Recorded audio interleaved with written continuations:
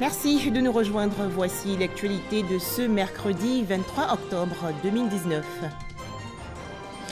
Ouverture aujourd'hui à Sochi, station balnéaire russe du tout premier sommet Russie-Afrique. Une cinquantaine de pays africains participent à cette réunion où il sera question de collaboration. Le président de la République de Côte d'Ivoire, Alassane Ouattara, prend part également aux travaux. En Côte d'Ivoire, des vivres et non-vivres d'une valeur de 72 millions de francs CFA offerts hier aux populations sinistrées de Grand Bassam, ville sous les eaux depuis les grosses pluies. C'est un don du chef du gouvernement ivoirien, Amadou Gon Coulibaly. Enfin, des sanctions en Guinée-Conakry, les principaux initiateurs des manifestations condamnés à des peines de prison.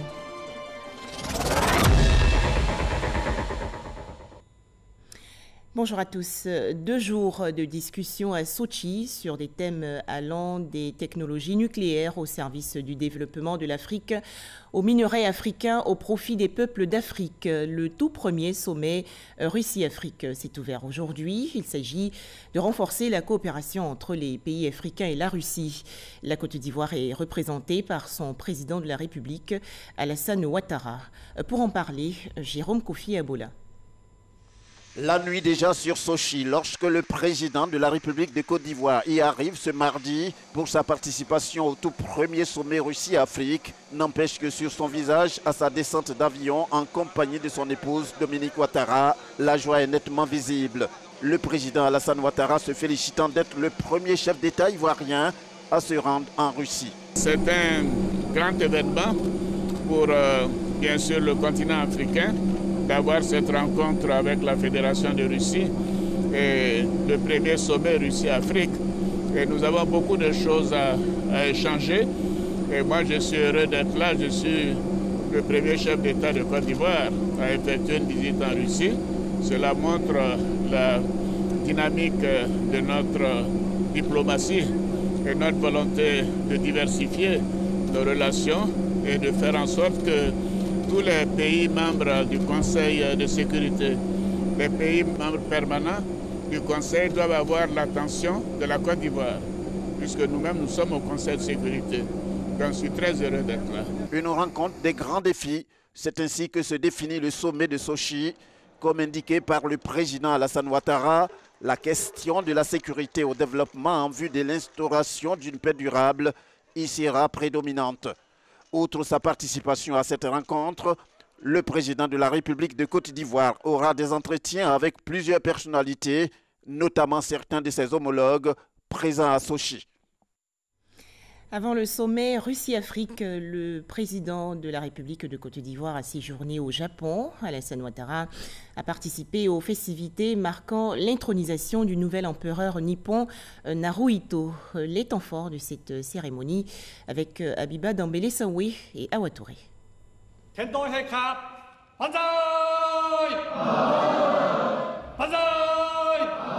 Longue vie à l'empereur du Japon Naruhito qui s'est installé officiellement sur son trône ce mardi 22 octobre en présence de 2000 invités dont plusieurs chefs d'État et dignitaires de 180 pays au rang desquels le président de la République Alassane Ouattara et son épouse Dominique Ouattara. Naruhito, 59 ans, est devenu le 126e souverain du Japon le 1er mai, après l'abdication de son père Akihito pour raison de santé. Je promets de remplir mes obligations aux côtés de la population en tant que symbole de la nation et de l'unité du peuple du Japon. Je promets ici que je prierai toujours pour le bonheur du peuple japonais et la paix mondiale. Plusieurs coups de canon ont été tirés à l'extérieur avant que les rideaux ne soient refermés devant l'empereur Naruhito et l'impératrice Masako, mettant ainsi fin à cette cérémonie d'intronisation. Un banquet impérial de 400 couverts offert en soirée aux représentants du gouvernement japonais et dignitaires étrangers. Retour en Côte d'Ivoire, il faut sauver Grand-Bassam. Cette ville située dans la région sud du pays est en proie à des inondations spectaculaires. Le vice-président de la République, Daniel Kablan-Duncan, a dirigé une réunion technique de mise en œuvre des mesures d'urgence décidées par le chef de l'État, Alassane Ouattara. Les explications dans ce reportage de Viviane Haïma. Les mesures d'urgence décidées par le chef de l'État, le président Alassane Ouattara, pour sauver la ville de Grand-Bassam des inondations causées par les récents orages sont en pleine exécution. Le pompage des eaux de l'ensemble des sites inondés de la ville a démarré depuis lundi. L'opération se fait grâce à des pompes d'une capacité de pompage de 1000 à 2000 litres d'eau à la minute. Mis à part cette première mesure, le gouvernement prévoit aussi, dans l'urgence, l'ouverture de tranchées avec la pose de buses à l'endroit où est prévue la réalisation dans les mois à venir des travaux d'ouverture de l'embouchure. Cette mesure d'urgence va permettre dans un premier temps l'écoulement des eaux en cas de pluie. C'est pour expliquer ces décisions du gouvernement que le vice-président de la République, Daniel Kablan-Duncan, par ailleurs député de Grand-Bassam, a présidé lundi à Grand-Bassam une réunion technique de mise en œuvre de ces mesures d'urgence en présence de tous les ministères techniques concernés, des structures d'exécution, des notabilités coutumières de Grand-Bassam et des cadres de la région du Sud Comoé. Pour la réalisation des travaux de tranchées et de pose de buses, le vice-président de la République a instruit les différents acteurs aux fins de mener rapidement les études techniques nécessaires dans un délai d'1 semaine. Je vous l'annonçais dans les titres, des vivres et non-vivres, le tout d'une valeur de 72 millions de francs CFA ont été remis hier aux populations sinistrées de Grand-Bassam dans la région du sud Comoé. C'est un don du Premier ministre Amadou Gon Coulibaly. Les victimes des inondations ont exprimé leur reconnaissance au chef du gouvernement ivoirien, Grace Kando. Le Premier ministre, aux côtés des sinistrés des dernières pluies diluviennes à Grand-Bassam. 3 émissaires du gouvernement, Li Ramata Bakayoko, Sidiki Diakité et Kobenan Kwasi Adjoumani, ont, au nom d'Amadou Gon Coulibaly, fait des dons en vivres et non-vivres d'une valeur totale de 72 millions de francs CFA. Un geste salué par les bénéficiaires. Ce geste-là, c'est un grand geste venant du gouvernement. On dit merci au président de la République, merci au vice-président, merci au Premier ministre. Je remercie tout le monde pour ces gestes, pour avoir pensé à nous. On est très très heureuse, on est très contents qu'ils ont pu penser à nous dans cette difficulté. C'est donc une façon pour le chef du gouvernement d'apporter sa compassion aux 4500 sinistrés de Grand-Bassam. Le Premier ministre, son Excellence, M. Amadou Gon Coulibaly, était absent du territoire. Il aurait souhaité, dès les premiers moments, être aux côtés de son aîné pour lui apporter tout le soutien nécessaire et venir en aide aux populations sinistrées. Mais aujourd'hui, il nous a dépêchés pour venir dire yako aux populations de Grand-Bassam, yako à tous les sinistrés, yako au vice-président de la République et à tous les élus.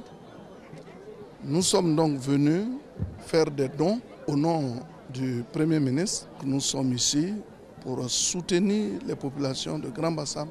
Selon ces émissaires du gouvernement, des dispositions seront prises pour soulager davantage les souffrances de ces populations sinistrées. L'Organisation des Nations Unies pour l'éducation, la science et la culture, également aux côtés des populations sinistrées de Grand-Bassam. Une délégation de l'UNESCO est allée constater les dégâts causés par les récentes inondations survenues dans cette zone. L'UNESCO a promis de constituer un fonds d'urgence pour évaluer cette catastrophe. Salima Toudia. Le patrimoine mondial de l'UNESCO a les pieds dans l'eau depuis une dizaine de jours. La ville historique de Grand-Bassam a reçu la visite d'une délégation de l'UNESCO sur les sites inondés. Tous ces bâtiments vont souffrir en fait de cet état d'humidité constante. Pour notre part, à l'UNESCO, ce que nous souhaitons, c'est déclencher des fonds d'urgence et convaincre le siège de l'UNESCO de l'urgence et de la nécessité de le faire. D'abord pour pouvoir aussi envoyer une mission et évaluer les dégâts au plus vite, de manière à prendre des mesures conservatoires. La situation n'a aucun impact sur l'inscription de la ville historique de Grand Bassam au patrimoine mondial de l'UNESCO. Pour pallier à la situation, qui n'est pas une première, l'élaboration d'un plan de gestion de catastrophe est envisagée. Grand Bassam souffre, comme beaucoup de sites du patrimoine mondial, d'événements climatiques exceptionnels qui s'accélèrent. Et je crois que nous devons prendre des dispositions. C'est pouvoir faire une formation de manière à pouvoir préparer un plan de prévention des risques et des catastrophes, dans le cas présent des inondations, de manière à ce que nous soyons mieux préparés avec la municipalité, avec le ministère de la Culture, avec la Maison du Patrimoine, ici, car nous avons bien compris que ces épisodes de pluie intense allaient revenir tous les ans. La délégation a donc exprimé sa solidarité envers les sinistrés et son soutien aux autorités. En image, l'arrivée hier à Abidjan du chef du gouvernement ivoirien, Amadou Gon Coulibaly, était à Washington, aux États-Unis, où il a pris part aux assemblées annuelles de la Banque mondiale et du Fonds monétaire international. Les institutions de Bretton Woods, faut-il le préciser, ont réaffirmé leur engagement à soutenir le développement de la Côte d'Ivoire. Poursuivons avec les activités du Premier ministre ivoirien en marge des assemblées annuelles du Fonds monétaire international et de la Banque mondiale. Amadou Gon Coulibaly a donc reçu en audience le président de la Banque africaine de développement, la BAD, Akinwumi Adesina, a salué les performances économiques de la Côte d'Ivoire. On en sait plus avec Adama Koné. Chaleureuse retrouvaille entre le président de la Banque africaine de développement BAD et le Premier ministre à Washington. Les assemblées annuelles des institutions de Bretton Woods sont aussi l'occasion de rencontres bilatérales avec le même objectif, mobiliser les bailleurs de fonds autour du développement de la Côte d'Ivoire. Message perçu par la BAD. Je lui avais remercié pour tous les efforts sur la croissance de l'économie, aussi avec le président Ouattara, tous les efforts qu'ils font. Je pense que ça, c'est vraiment très, très important. Pour lui aussi remercier et aussi pour le président de la République concernant le soutien fort concernant l'augmentation de la capitale de la banque. Parce que M. le Président Alassane Ouattara a donné une impulsion très forte derrière cette initiative pour l'augmentation de capital de la banque. Nous avons eu les bonnes discussions et il y aura une discussion au siège de la banque à 31 octobre qui sera aussi présidée par le président-chef de l'État, le président Ouattara. Donc, nous avons aussi discuté concernant notre partenariat sur l'économie, sur la création de l'emploi, sur l'infrastructure, sur l'intégration régionale, aussi pour la stabilisation macroéconomique du pays. Bon, d'ailleurs, je dois se féliciter sur le Premier ministre parce que le pays, la Côte d'Ivoire, on vient de faire, c'est sorti de ce qu'on appelle le guichet d'un pays fragile, est devenu maintenant un pays avec une croissance le plus large fort dans le monde au niveau du guichet BAD. On est très fiers de la Côte d'Ivoire. Au terme de cette rencontre du Watergate Hotel, on peut affirmer que la Côte d'Ivoire et la Banque africaine de développement sont déterminés à parcourir le chemin du développement, la main dans la main. Autre actualité, la Côte d'Ivoire et le Burkina Faso au service de la promotion et de l'autonomisation des femmes. Dans le cadre du traité d'amitié et de coopération ivoiro-burkinabé, ces deux pays vont constituer un fonds de 500 millions de francs CFA pour soutenir les activités génératrices de revenus de leurs ressortissantes. Grace Kando. Séance de travail entre le ministre de la Femme, de la Famille et de l'Enfant et son homologue du Burkina Faso. Objectif, la mise en place du Fonds de l'amitié et de la coopération ivoiro-burkinabé pour la promotion de la femme. Le projet s'inscrit dans le cadre du traité d'amitié et de coopération TAC. Afin d'opérationnaliser ce fonds, Les parties s'accordent pour le doter d'une allocation budgétaire de 250 millions de francs CFA par an et par État. En 2018, nous avons signé un accord sur le fonds d'amitié de coopération ivaro-burkinabé qui permettrait aux femmes qui ont des projets intégrateurs d'être financées pour booster au moins l'économie dans le commerce. Il était bon que je vienne consulter ma sœur pour voir comment nous allons l'opérationnaliser. Nous savons tous que lorsque la femme est économiquement forte, il y a l'harmonie familiale.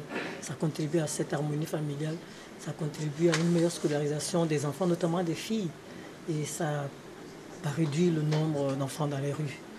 Vraiment, nous sommes engagés ensemble pour que ce fonds soit opérationnel. Le Fonds de l'amitié ivoiro-burkinabé pour la promotion de la femme entre dans sa phase active à partir de 2020.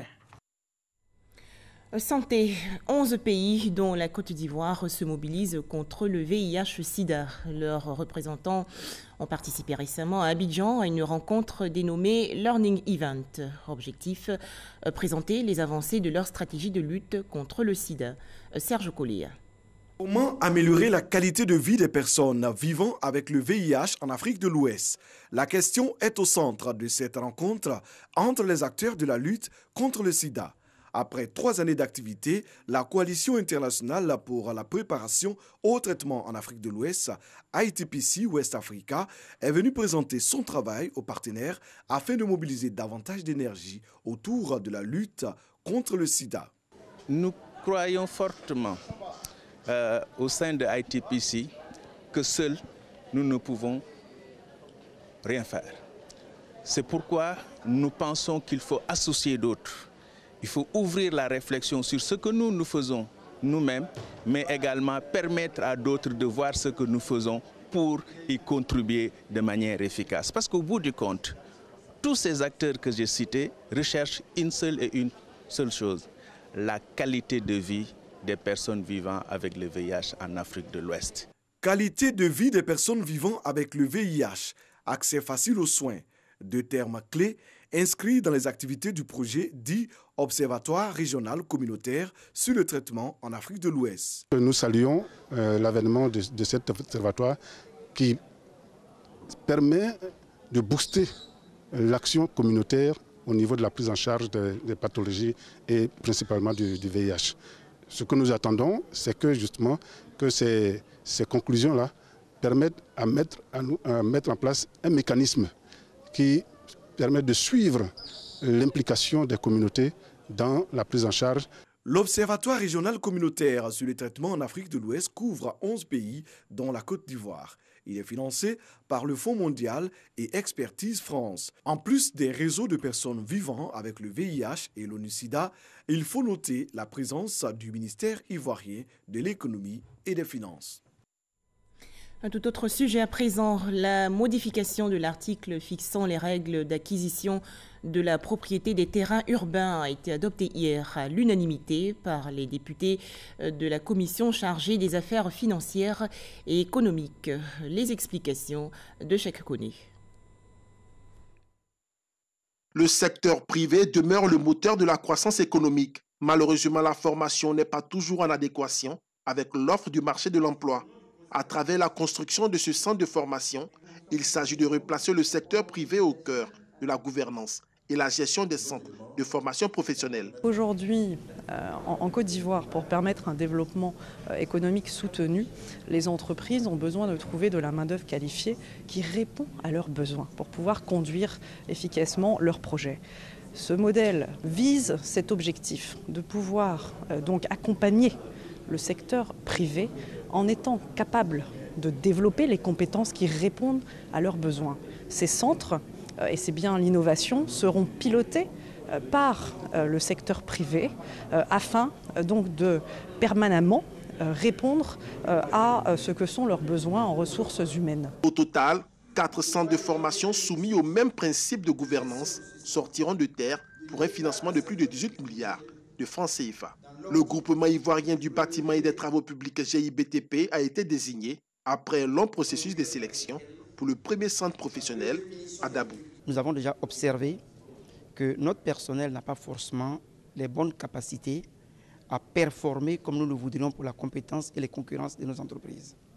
Nous avons donc eu l'idée de définir des curricula qui permettent de prendre le personnel déjà en activité d'abord pour essayer d'améliorer ses compétences, de sorte que les entreprises soient beaucoup plus performantes par rapport à la concurrence à venir. Les opérateurs du secteur du bâtiment saluent l'initiative qui marque le début de la professionnalisation de leur secteur d'activité. Ce centre va permettre de former beaucoup d'entrepreneurs et même la formation continue pour que ceux-là puissent appréhender la nouvelle technologie de construction du bâtiment et des travaux publics. C'est depuis le 5 août 2019 que le programme Compact Côte d'Ivoire du Millennium Challenge Corporation est entré dans sa phase opérationnelle avec une enveloppe globale d'environ 262 milliards de francs CFA.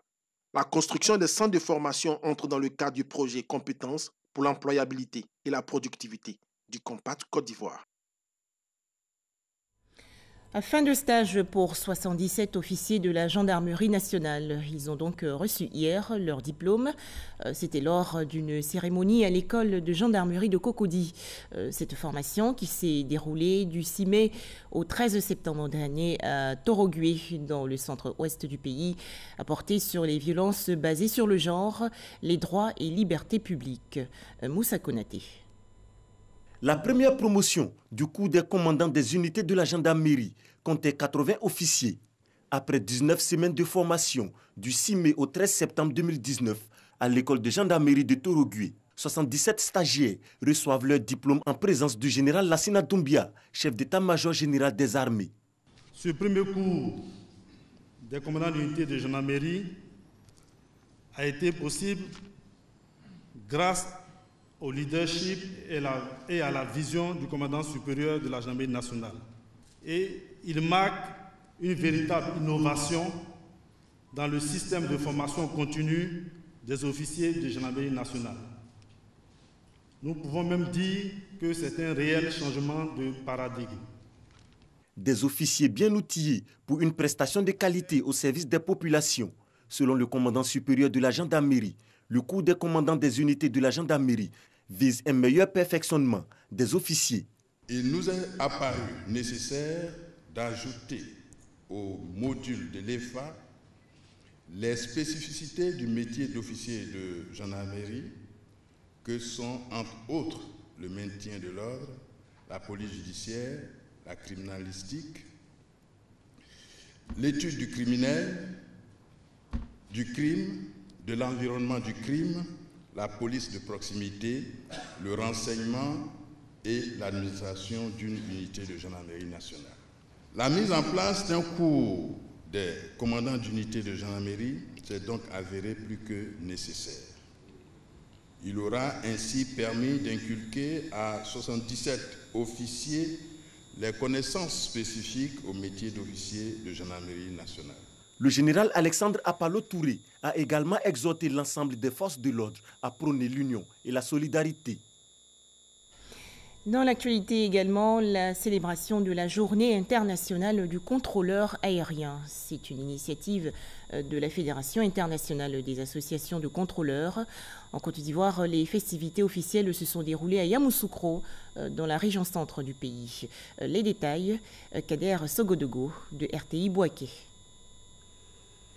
Un contrôleur aérien ou aiguilleur du ciel assure le contrôle, la sécurité et la gestion de la circulation aérienne. Depuis 1961, au mois d'octobre, une journée internationale est dédiée à ces travailleurs. En Côte d'Ivoire, à l'initiative de l'association professionnelle des contrôleurs aériens, c'est l'Institut national polytechnique Félix Houphouët-Boigny de Yamoussoukro qui abrite les festivités sous le thème « Quelle aviation ivoirienne pour la prochaine décennie ?» À l'orée d'une décennie qui s'annonce cruciale pour l'aviation africaine, les contrôleurs aériens de Côte d'Ivoire souhaiteraient que les parties prenantes de l'industrie aéronautique se penche sur ce que représentera l'aviation dans l'économie de notre pays. L'aviation en Côte d'Ivoire se résume en deux volets. Un militaire avec l'armée de l'air et un civil géré par le ministère des Transports. Des avancées sont notables de part et d'autre. Des aéronefs ont été acquis par l'armée et la compagnie nationale Air Côte d'Ivoire vole plus haut avec des vols nationaux et internationaux. 26 autres compagnies internationales exploitent l'aéroport Félix Houphouët-Boigny d'Abidjan. En 2018, ce sont au total 2 187 000 passagers qui ont été enregistrés. Une évolution de plus de 4,5% par an est prévue. Alors, pour le représentant de Jean-Louis Moulot, directeur général de la Sodexam, parrain des festivités, il faut pousser les réflexions pour mieux faire. Quelle aviation ivoirienne pour la prochaine décennie nous invite, ce thème, à nous interroger sur les mutations de ce domaine face aux défis de l'évolution technologique, de l'accroissement des populations, de leurs nouveaux besoins, notamment sociaux, notamment économiques. Les autorités actuellement en place sont en train de renforcer le réseau des aéroports. Donc vous qui êtes ici déjà, vous devez être attentifs parce qu'on doit embaucher.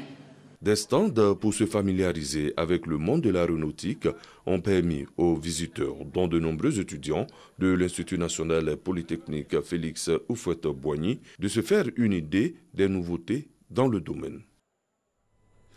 En image, cet atelier de formation organisé actuellement par la Commission nationale de lutte contre la prolifération et la circulation illicite des armes légères et de petit calibre.